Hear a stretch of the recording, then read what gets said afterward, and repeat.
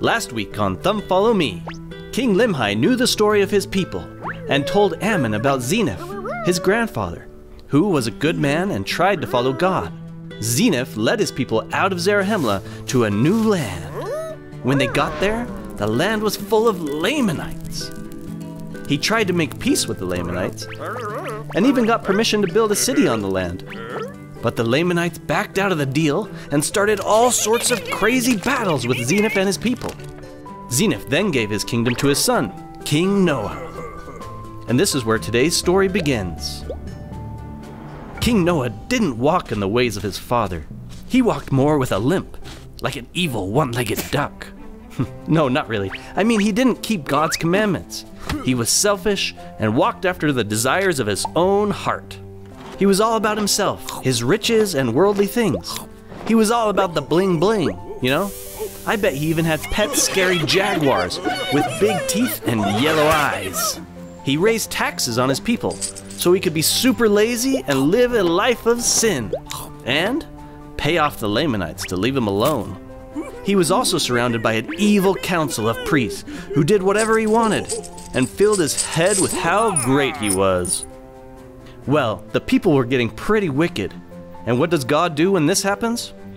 Right, he sends in his prophets. Abinadi, a prophet of God, came into the land and started to prophesy and share the gospel. He told the people to repent, or they would become slaves to the Lamanites. But if they repented, he would save them. How do you think that went? Not so well.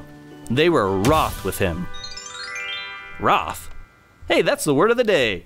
Wroth. That means people were furious and mad. Try using that word today. Wroth. Who does this dude think he is, telling me I'm wicked? They were so wroth, they even tried to kill Abinadi. Remind you of anyone? Laman and Lemuel, maybe? This preaching made its way to King Noah, and he was filled with rothiness. Scary. Abinadi was out of there. He was visited by God, who basically said, "Get back there, preach my word, and tell them time is running out." Abinadi did as he was commanded and returned to the city, but this time in a secret disguise. Nice one, Abinadi. Nobody will recognize you with that. Disguise or not, the people figured out pretty quickly that he was Abinadi. They threw him into prison and went and tattled to the king. The king was not happy. He was wroth. He said, "Bring that dude here and let's see if we can trick him and put him to death. I am sick of him." Abinadi showed up and boldly testified of Christ with a powerful testimony. King Noah and his priests tried to trick him and get him to deny his faith, but he would not. He was so brave. King Noah got so mad that he told the men to kill Abinadi.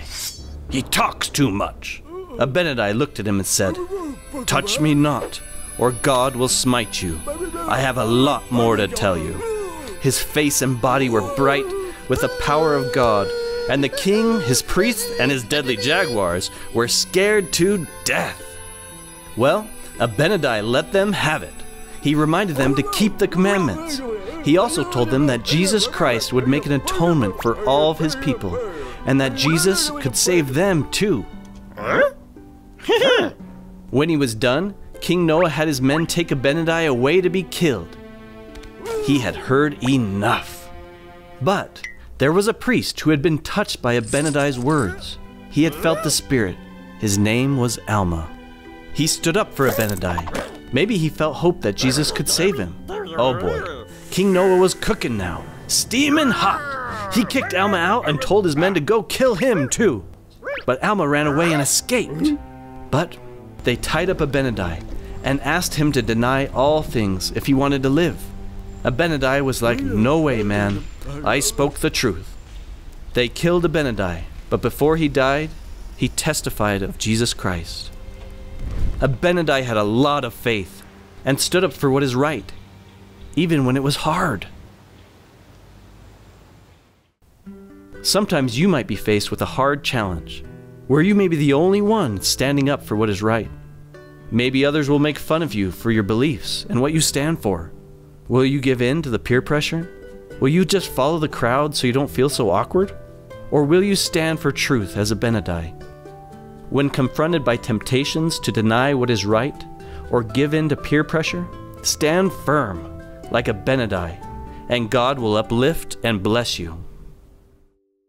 And now Abinadi said unto him, I say unto you, I will not recall the words which I have spoken unto you concerning this people, for they are true. And that ye may know of a surety, I have suffered myself that I have fallen into your hands. Mosiah 17:9.